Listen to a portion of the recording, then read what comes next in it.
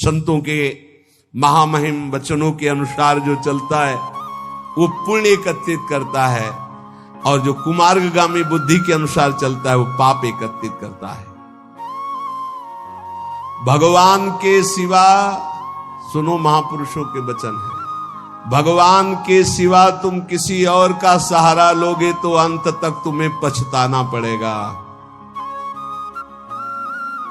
भगवान के सिवा किसी और का सहारा लोगे तो अंत तक तुम्हें पछताना पड़ेगा और नरक जैसा जीवन हो जाएगा, नरक जैसा जीवन।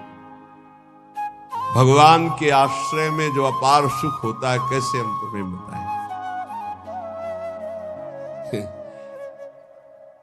ये जीव सोचता है धन का आश्रय, परिवार का आश्रय, बिल्कुल सब नाटक, धोखा ही धोखा, सच्ची वाली। भगवान के सिवा दूसरे का सहारा लोगे तो अंतिम में तुम्हें पछताना पड़ेगा, नरक जैसा कष्ट होगा। अगर भगवान का सहारा है तो सच्ची माने जीवन परम मंगल में देखने को मिल रहा है, नारकी स्थिति से जीवन परम मंगल में देखने को मिल रहा है। दूसरा, संसार के मनुष्यों से जो प्रेम किया जाता है वो अगले जन्म का निमंत्रण है, अगला जन्म का। और यदि भगवान से प्रेम किया जाता है तो परम धाम जाने का, अगला जन्म का खत्म। अब देखो तुम्हें पसंद क्या करना है। तीसरा, जिस शरीर में जितनी आसक्ति कर लोगे अगला वही जन्म उसी शरीर का मिलेगा। जैसे हिरण के शरीर में आसक्ति कर ली तो भरत जी हिरण बन गए, पुरंजन ने स्त्री में आसक्ति कर ली तो पुरंजनी बन के अगले जन्म में स्त्री बनकर के जन्मा। इसलिए जिस शरीर से अधिक प्रेम कर, जो मकान से ज्यादा प्यार करता है वो छिपकली बनकर मकान में रेंगता है। ध्यान, जो जिससे अधिक प्यार, वो ऐसी योनि को प्राप्त। तुम योनि प्राप्त करने के लिए नहीं आए, भगवान को प्राप्त करने के लिए मानव देह प्राप्त किया है। नाम जप करो, सच्चाई से नाम जप करो, तुम्हें खुद दिखाई देगा जो लिखा है। कोई किसी से प्यार नहीं करता है, सिर्फ नाटक प्यार का चल रहा, कोई प्यार। जो राग और द्वेष पूर्वक जीवन व्यतीत करता है वो दुर्गति का पात्र बनकर के नाना प्रकार की नारकी योनियों को भोगता है। प्राय राग द्वेष में ही जीवन जा रहा है। ये 18 दोष भोगने ही पड़ते हैं जो भगवान का भजन नहीं करता है।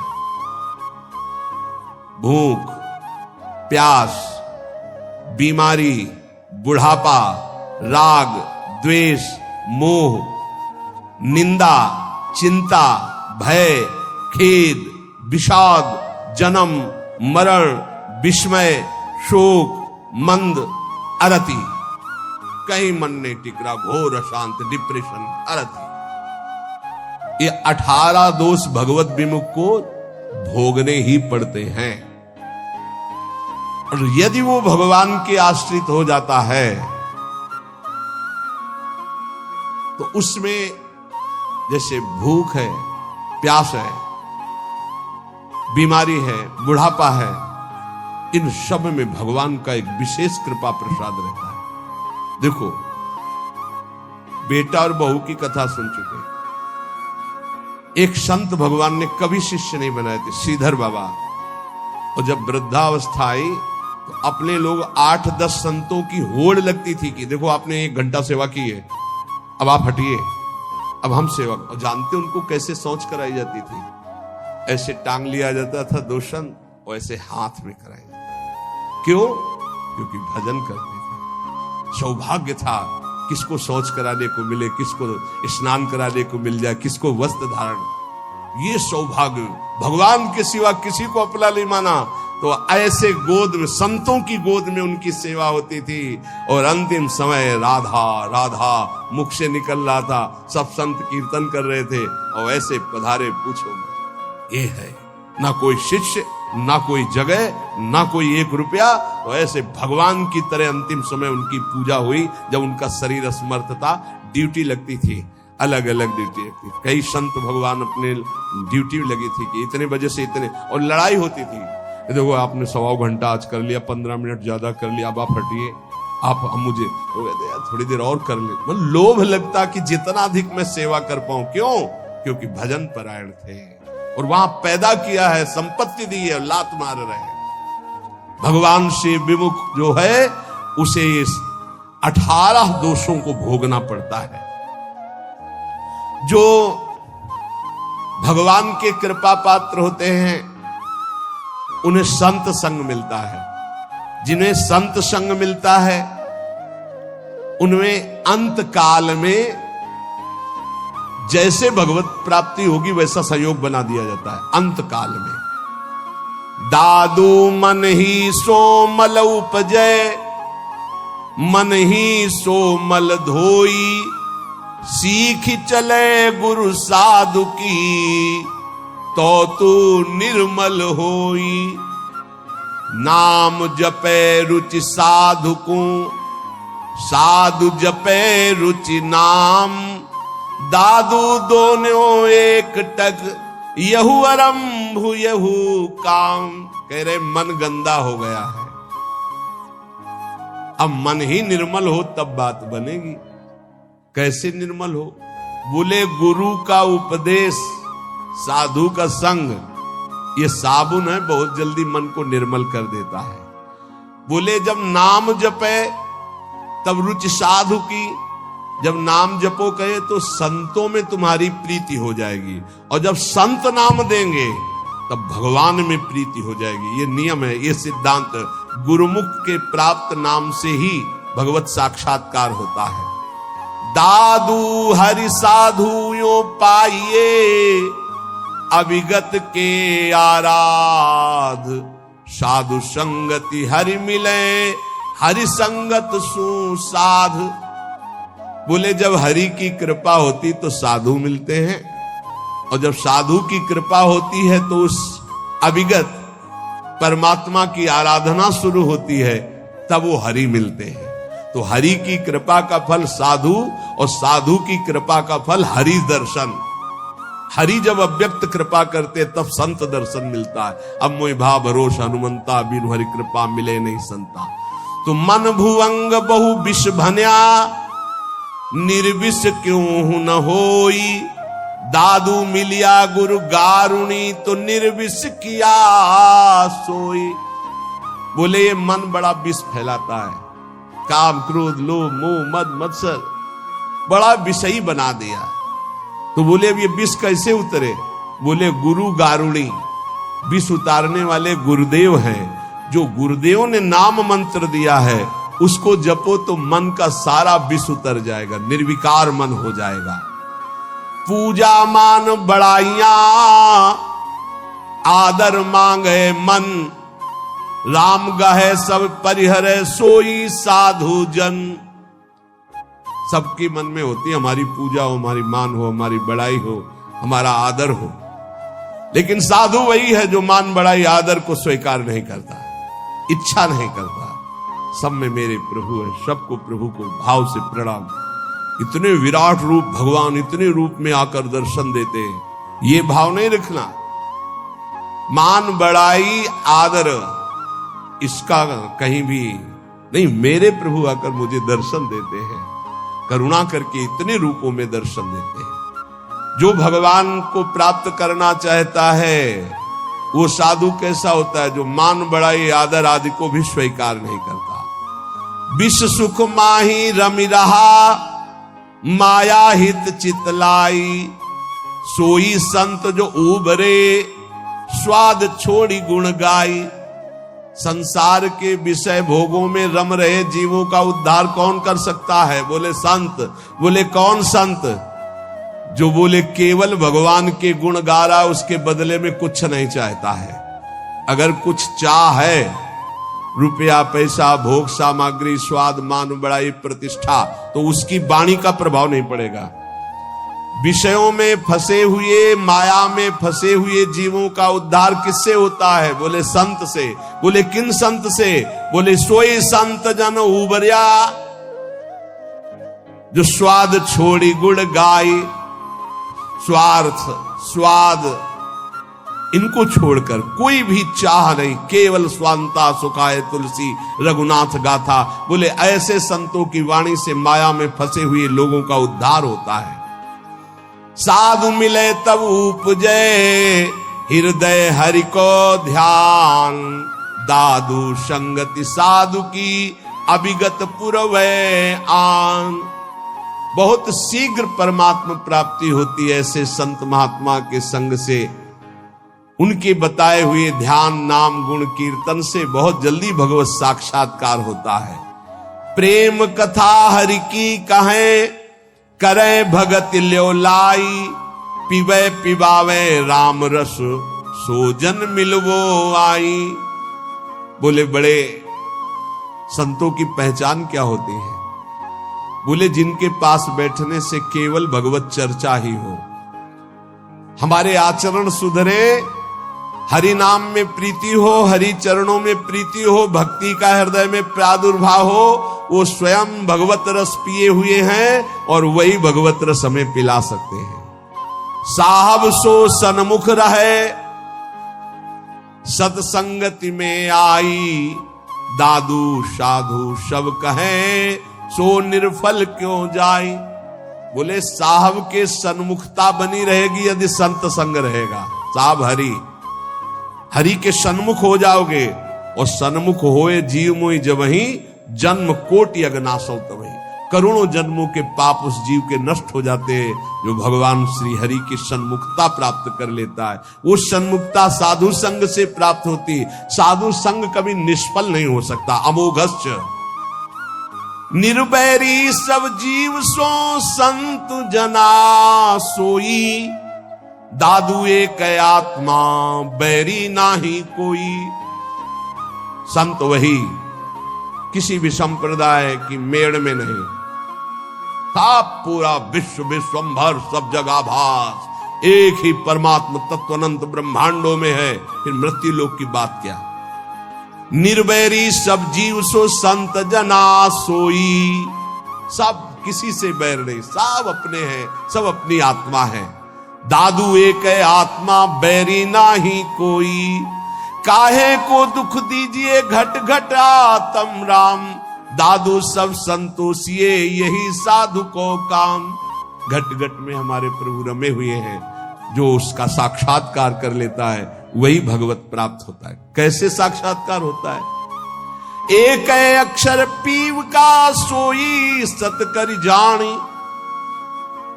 हरि नाम सतगुर कहा दादुर सो परवाणी। जो गुरुदेव ने अक्षर बोला बस उसी पकड़। ये बहुत जगह महापुरुषों से मिला है। गुरु द्वारा दिए गए नाम मंत्र का अद्भुत चमत्कार है, बस उसी में लग जाओ, जितना जपोगे उतना ही लाभ मिलेगा। दादू नी का नाम है, तीन लोक तरी जाए, रात दिवस रटिबो करे। रात दिन बड़े भाग्यशाली जिनको ये पता है कि जाना है मुझे, तो खूब अधिक धन कमा ले, नाम रूपी धन। राधा राधा राधा राधा वल्लभ राधा वल्लभ। दादू नी का नाम है, हरि हृदय न विसारी, मूर्ति मन माही बसे सांस सांस संभारी।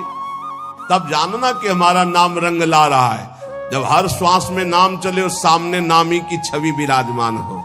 दादू साहब कह रहे, मूर्ति मन माही बसे सांस सांस संभारी, दादू नी का नाम है, आप कहे समझाई, और आरंभ सब छाण दे, हरि नामो ल्यो लाई। केवल लगन लगा लो नाम में, सब पूर्ति हो जाए। जितना नाम अधिक जपोगे, श्री भगवान गीता जी में कहते हैं कि कई प्रकार के हमने यज्ञों का वर्णन किया।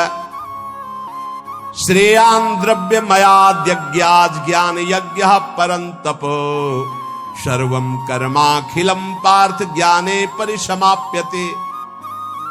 बड़ी यज्ञ अभी कल चर्चा की थी कि श्री भगवान ने बताया ब्रह्म यज्ञ, द्रव्य यज्ञ, स्वाध्याय यज्ञ, तप यज्ञ, प्राणायाम यज्ञ, भगवदर्पण यज्ञ, अभिन्नता यज्ञ, कर्तव्य कर्म रूपी यज्ञ, विषय हवन रूपी यज्ञ, समाधि रूपी यज्ञ, योग यज्ञ, स्तंभ प्रवृत्ति, ये सब यज्ञ हैं। इन सब यज्ञों में भगवान कह रहे हैं जो द्रव्य यज्ञ है, रुपया पैसा से जो यज्ञ होती है, ये जितनी भी यज्ञ हैं, इन सब में ज्ञान यज्ञ श्रेष्ठ है। सर्वम कर्माखिलम पार्थ ज्ञाने परिसमाप्तये, इसलिए श्रेयान द्रव्य मया यज्ञाज ज्ञान यज्ञ परंतप। परम कल्याण जो होता है वो ज्ञान होने से होता है। इतना तो ज्ञान हो जाना चाहिए कि हमारा स्वरूप भगवान का अंश है, भगवत स्वरूप है। हम शरीर में फंस गए और मुझे मुक्त होना है, इस शरीर से मुक्त होना है। अगर इस शरीर से मुक्त नहीं हुए तो बहुत घटिया शरीर मिलने वाले हैं। कीड़ा मकोड़ा कितने योनियां हैं। जो रुपए से यज्ञ होती है उसमें महत्ता धन की होती है, इसलिए वो परम लाभ नहीं प्राप्त हो पाता द्रव्य यज्ञ के द्वारा। द्रव्य यज्ञ में सब पदार्थ आ जाते हैं यज्ञ के, क्योंकि वो सब अर्थ से प्राप्त होते हैं। एक द्रव्य यज्ञ करे 10 अश्वमेध यज्ञ, और एक बार श्री कृष्ण को भाव से प्रणाम कर ले तो 10 अश्वमेध यज्ञ करने वाला श्री कृष्ण को प्रणाम करने वाले की बराबरी नहीं कर सकता। अब आप विचार करो द्रव्य यज्ञ कितना छोटा है जिसको बहुत बड़ा माना जाता है। यहां भगवान कह रहे हैं द्रव्य यज्ञ से श्रेष्ठ है ज्ञान यज्ञ, क्योंकि सभी यज्ञ कर्मजन्य और कर्म करने वाले में यह रहता है कि मैंने ये किया। एक हमने देखा है यज्ञकर्ता को अभिमान नहीं, अंदर के कितने विशुद्ध भाव होते हैं धार्मिक पुरुषों में। उनकी मैदा की कई फैक्ट्रियां थी। वो आते थे पूर्व गुरु आश्रम में, जब संन्यास मार्ग में थे, 10 गाड़ी उनके साथ होती थी। बहुत दूर से गाड़ी और पादुका उतार करके सबको वहीं रोक कर अकेले आते। उन्होंने जब यज्ञ कराई, सब जो यज्ञ के, एक हाथ में टोकरी, एक हाथ में सोनी, जहां कोई खा पी के, हर सुविधाएं सब पवित्र वैदिक सिद्धांत से होना, और उनका काम केवल ये था झाड़ू और टोकरी ले। पूरे किलोमीटर में यज्ञ मंडप था, पूरी सब व्यवस्थाएं, और अकेले, किसी का चंदा नहीं, क्योंकि खूब अर्थ था, और वो स्वयं ये करते थे। जब कोई उनसे पूछता यज्ञ, कहीं भी कोई पोस्टर बैनर नहीं, और कोई पूछता यज्ञ कौन कराते, तो हमें तो पता नहीं, हम तो यहाँ दोना पत्तल फेंकने की सेवा मिली, बस वो जानते हैं। कोई नहीं जानता था यज्ञ कौन करा रहा। खूब आनंद मंग ऐसे कोई द्रव्य यज्ञ करने वाले बिरला होते हैं जो भगवत समर्पित होते हैं, पर उनको ज्ञान है इस बात का कि तो दियम वस्तु गोविंदम तो भीमे समर्पे, देनहार कोई और है देत रहते दिन रैन, लोग भरम मोपे करे तासो नीचे नयन। ऐसे वो महान गृहस्थ में रहते हुए भी वो महान याज्ञिक थे, यज्ञ करने वाले। तो जब द्रव्य यज्ञ कराई जाती है तो उसमें कहीं ना कहीं अहम स्फुरित हो जाता। मैंने इतने करोड़ अर्पित किए, मैंने इतने लोगों को पवाया, तो जीवन मुक्त होने के लिए वो पर्याप्त नहीं रह गया, क्योंकि अहम का लय होना चाहिए। इसीलिए भगवान कह रहे सर्वम कर्माखिलम पार्थ ज्ञाने परिसमाप्तये। ज्ञान में क्या होता है, अहम का नाश हो जाता है। इसलिए भगवान यहां कह रहे कि सबसे बढ़िया यज्ञ है ज्ञान यज्ञ। अंतःकरण में 3 दोष होते हैं जिनके कारण भगवत साक्षात्कार नहीं हो पाता। मल कहते हैं संचित पाप को। जो संचित पाप होते हैं उनके कारण भजन में मन नहीं लगता। जहां भजन शुरू करोगे, भगवत मार्ग की बातें शुरू करोगे, तो पाप आकर्षण शुरू हो जाएगा। इसे मल कहते हैं। दूसरा होता है विक्षेप, चित्त का चंचल होकर बार बार भोगे हुए विषयों का चिंतन करना, इसे विक्षेप कहते हैं। आवरण कहते हैं अहंकार, अज्ञान। इन 3 के कारण जीव की भगवान में रुचि नहीं होती और भगवान की प्राप्ति में बाधा ये 3 पहुंचाते। मल, संचित पाप, विक्षेप, भोगों के प्रति चित्त का चंचल होना, आवरण, अहंकार, अज्ञान। जब हम कोई भी कर्म करते हैं तो उसमें ये आवरण ढक जाता है, अहंकार, मैंने ये किया। और जहां ये हुआ मैंने ये किया तो उसका कल्याण नहीं हो पाता। ये खास बात है, उसका फल मिलेगा, उसे भगवत प्राप्ति नहीं हो पाएगी। अहंकार विमूढ़ात्मा करता हमें मन्यते, अहंकार में मूढ़ता बनी रहती है और ये रहता है कि मैंने ये किया, और जब मैंने ये किया तो अवश्य भोगना पड़ेगा, चाहे शुभ हो या अशुभ हो, भगवत प्राप्ति नहीं होगी। जब हमें किसी महापुरुष का आश्रय मिलता है, संत महात्मा का, और वो जब हमें उपदेश करते हैं, तब हमें समझ में आता है कि सारे कर्म भगवान के लिए करने हैं। हमारे पास जो शारीरिक बल, रुपया, पैसा, भोग सामग्री, सब श्री भगवान की, तो हम भगवत भाव से जब कर्म करके भगवान को समर्पित करने लगते हैं तो हमारे अंदर के दोष नष्ट होने लगते हैं। मल पहले नष्ट होगा, संचित पाप भस्म होंगे। अब हमको थोड़ा विवेक आने लगा कि जितने भोग भोगे उनमें कोई सुख तो है नहीं, तो बार बार चित्त जो भोगों की तरफ जा रहा था उसे वापस करने लगे, तो विक्षेप नष्ट होने लगा। अब अहंकार भगवद अर्पित होकर के चरणों में चला गया, तीनों ठीक हो गए। मल विक्षेप आवरण जहां हटा, सामने सच्चिदानंद भगवान का उसको अनुभव हो जाता है। अब बोले ये मल विक्षेप आवरण हटाने के लिए जो साधु संग चाहिए, गुरु का संग चाहिए, वो कैसे प्राप्त हो? बोले जब विवेक, वैराग्य, समदमादि, सठ संपत्ति, मुमुक्षता, श्रवण, मनन, निधिध्यासन, तत्व पदार्थ संशोधन, ये जो दैवी भागवती ज्ञान के साधन है, इनकी जब प्राप्ति की इच्छा होती तो गुरु बनाने की इच्छा होती। कोई ऐसे संत मिले, कोई ऐसे सदगुरु मिले। देखो भगवान सामने विराजमान है अर्जुन के, और कह रहे हैं कि जब कभी मल विक्षेप आवरण हटाने के लिए ज्ञान की आवश्यकता होती है तो गुरु की प्राप्ति की इच्छा होती है। तो अपने मल विक्षेप आवरण को हटाने के लिए, कल्याण प्राप्ति के लिए, मंगल के लिए, सुख प्राप्ति के लिए, ज्ञान यज्ञ के लिए, तत्व ज्ञान के लिए किसी संत का आश्रय लो। कैसे? बोले तद्विद्धि प्रणिपातेन परिप्रश्नेन सेवया उपदेक्षन्ति ते ज्ञानम ज्ञानिनस्तत्वदर्शिनः। भगवान से पहले प्रार्थना करो कि हमको तत्वज्ञानी महात्मा मिल जाए। बड़ा मुश्किल है तत्वज्ञानी महात्मा मिलना। ये छोटी छोटी मेड़े ऐसी बन गई हैं, लड़ाई झगड़ा, एक दूसरे की निंदा स्तुति समझे नहीं पा रहे। जैसे जमीन में खड़े होकर देखो तो कोई 7 खंड की, कोई कुछ ऐसे बिल्डिंग, और थोड़ा हेलीकॉप्टर में बैठ के देखो ऊपर उड़ के, तो सब एक जैसा दिखाई देने लगेगा। तो जो ऊंचाई में चढ़ा हुआ महापुरुष है वो एक जैसा दिखता है, सब जगह एक है। देखो शास्त्रों में हमने, वैदिक सिद्धांतों में भी पाया, आ ब्रह्म है, आ। अब आप कुछ भी बोलो, आ निकलेगा। सर्वव्यापी ब्रह्म आ है, ये हमने शास्त्रों में पाया।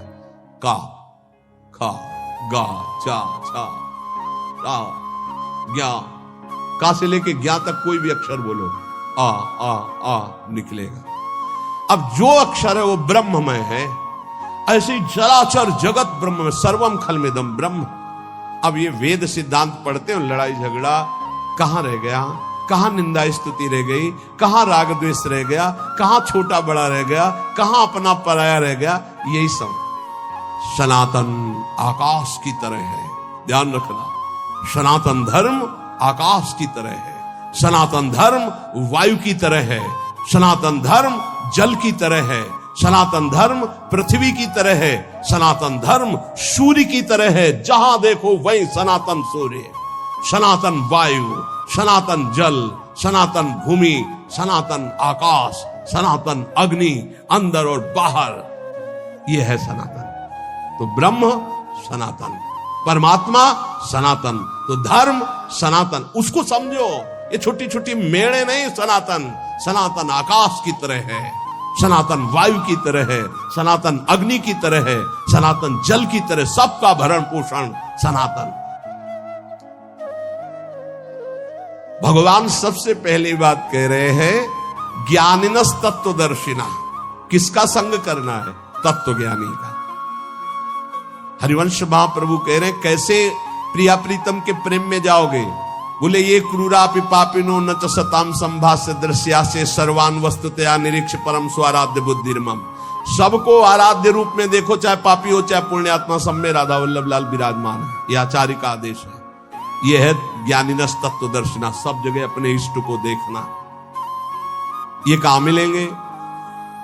ये भगवान मिलाएंगे।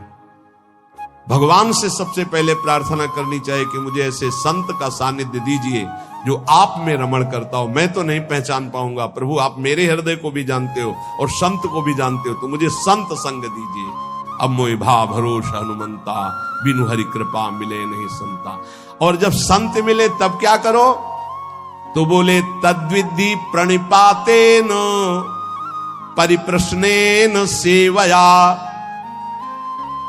अर्जुन पहले उन महापुरुषों के पास जाए तो जाकर उनको साष्टांग दंडवत करे। संपूर्ण आत्मसमर्पण का भाव साष्टांग दंडवत में माना जाता है। ऐसा भगवान क्यों कह रहे हैं? क्योंकि बिना श्रद्धा के आपको ज्ञान प्राप्त नहीं हो सकता। श्रद्धावान लभते ज्ञानम। अगर श्रद्धा कमजोर है तो ज्ञान नहीं प्राप्त हो सकता। अगर वास्तविक किसी संत का लाभ लेना है तो श्री भगवान ने आदेश किया, पहले अहंकार छोड़ो, पहले कोरे कागज की तरह उनके पास जाओ। यहाँ इतनी लिखा पढ़ी करके आते कि डस्टर चलाने को मना ही नहीं होता। इतनी लिखा पढ़ी पहले से ही रखी हुई है, बिल्कुल बेकार। आप सच्ची मानिएगा 70 वर्ष जीवन के हो गए, अभी तक ये नहीं निर्णय कर पाए कि मुझे चलना किधर है। अहो भाग्य है आप लोगों का जिनको ये चित्त का समाधान हो गया कि मेरा मार्ग क्या है। 70 वर्ष हो गए और अभी ये नहीं पता कि चौराहे पे खड़े कि जाऊं किधर, ज्ञान मार्ग में जाऊं कि ध्यान मार्ग में जाऊं कि योग मार्ग में जाऊं, भजन मार्ग में जाऊं कि, अभी तक ये निर्णय नहीं। भगवान कह रहे किसी ज्ञानी महापुरुष का आश्रय लेना है तो श्रोत्री और ब्रह्मनिष्ठ दो बातें कही।